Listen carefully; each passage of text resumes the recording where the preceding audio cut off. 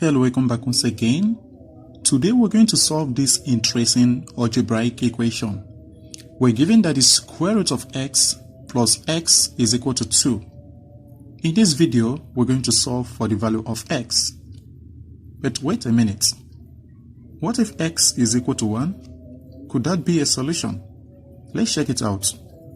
We're going to have square root of 1 plus 1, and this is equal to square root of 1 is 1 plus 1, and this is equal to 2. Hey, 1 is a solution, right?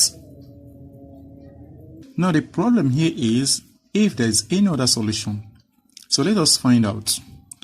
Now, we can take this positive x to the right hand side. So we're going to have the square root of x is equal to 2 minus x, right? Now, we're going to check the domain of the equation. So we know according to the radical to be defined, then this x here must be greater than 0, right? So if this left hand side is always positive, then the right hand side will always remain positive, right? So x is greater than or equal to 0, then 2 minus x will also be greater than or equal to 0, right? So we can see that x is less than or equal to 2. So the domain of the equation is 0 is less than or equal to x, while x is less than or equal to 2. Now before we proceed, let us make the following substitution. From the original equation, we have the square root of x plus x is equal to 2, right? So we're going to let square root of x equals t. So if we square both sides, we get x is equal to t squared. So here we're going to have t plus x, which is t squared. This is equal to 2. So here we have t squared plus t here minus 2 is equal to 0. So from here, we're going to write this t here as follows. So we have t squared.